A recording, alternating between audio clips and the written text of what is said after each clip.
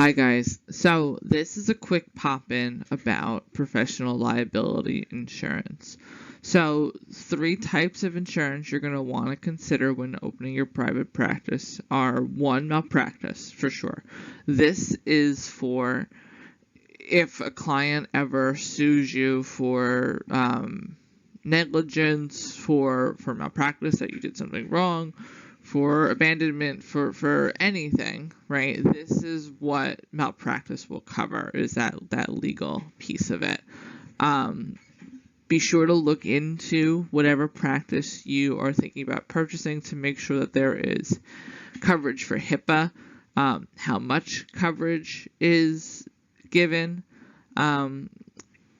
Depending on the field that you work in and the population that you work in, there are higher risk factors that might warrant getting kind of more detailed and a higher coverage. If you work with generally very low risk populations, such as those with kind of adjustment anxiety, you might not need as high coverage. But if you tend to work with populations, say for example,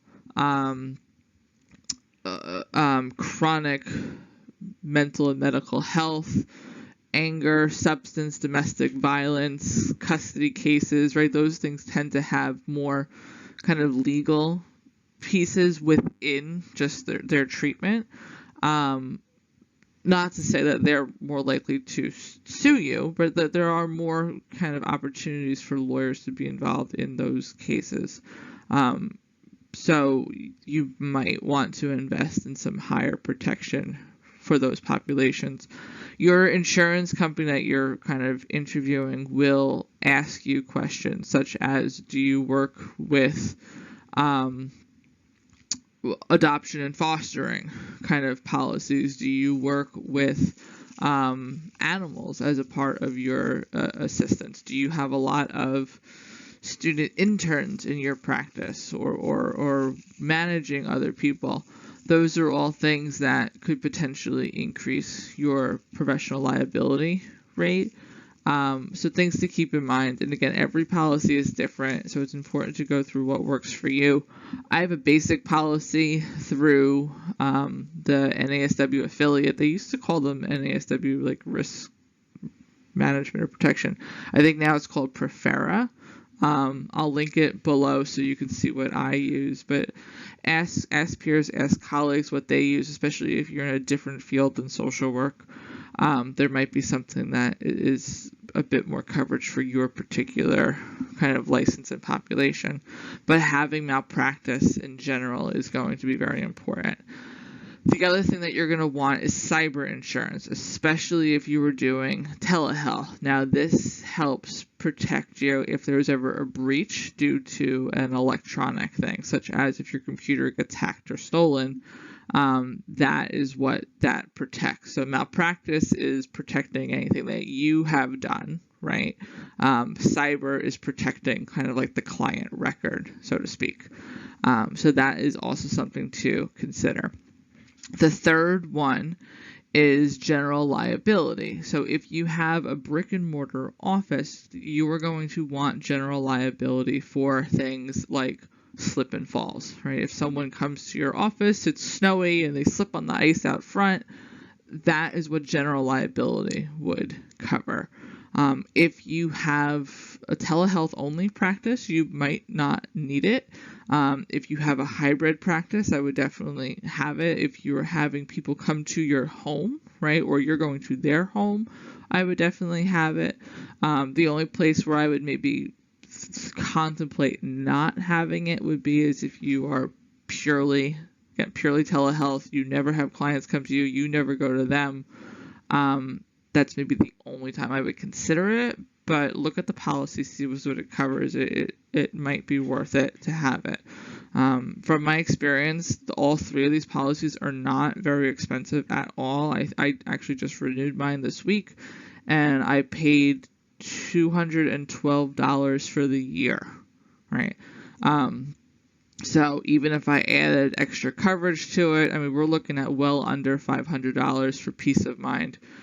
They are a great resource for if you do have a question Like oftentimes they have legal consultation available as part of the package that you're paying for. There are usually limits to how much legal consultation you can have, but when in doubt, you ask them. I know when I put my practice on pause for maternity leave, I reached out to them and asked them, okay, well, what do I need to do to make sure all my legal ducks are in a row while my business is closed? And they gave me practical advice and recommendations on what needs to be done to make that a smooth transition, both for myself but also for the client. So it's definitely worth having. You probably will need it. It's one of those expenses that you just have to kind of suck it up and do. Hopefully you will never use it, right? But you'll be very glad that you have it if you ever have to. So again, this is a short and sweet one. The three main types: malpractice, cyber liability, and general liability. And I will link to the website of the one that I use below. I'm not an affiliate. I don't get any kickbacks. By all means, do your research, ask around. I know different people that use different ones and are just as happy with theirs. This just happens to be the one that I've used. Mostly out of convenience. NASW recommended it. That is a big part of the organization that I belong to and participate in, so I took their word of mouth recommendation for kind of face value, and I have been very happy with them. I haven't had any issues, knock on wood. Hopefully it stays that way. And the price is extremely affordable, so it's worked for me. But you find what works for you. Don't be afraid to read the fine print. You should know what goes into it, but you definitely want to make sure that you have something that covers yourself and what actions you're doing or not doing, right? That protects your equipment and HIPAA and phone and email, and then also protects the client for the life accidents that can happen that are completely unrelated to anybody, but can happen during office time.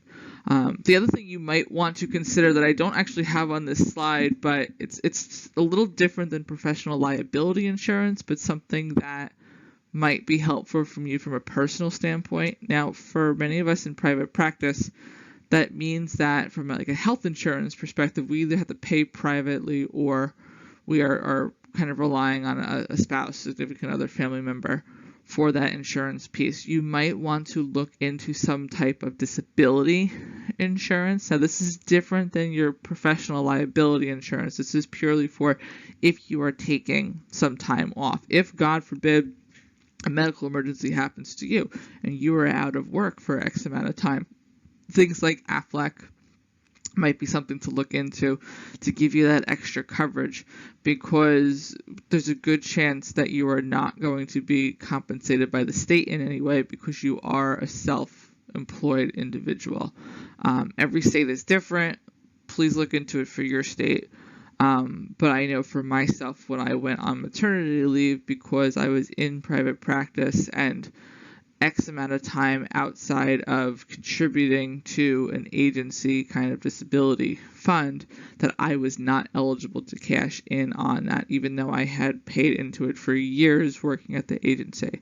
It sucks, but that's Uncle Sam for you, so what are you going to do? So just make sure you kind of consider that aspect too, potentially, or have kind of separate finances aside to protect yourself if the unfortunate happens, right? Again, you hope to never be in those situations, but that's the whole point of insurance, is to cover you if you are. So a little bonus tip, it's a little kind of liability insurance adjacent, but something that you might want to consider. Okay.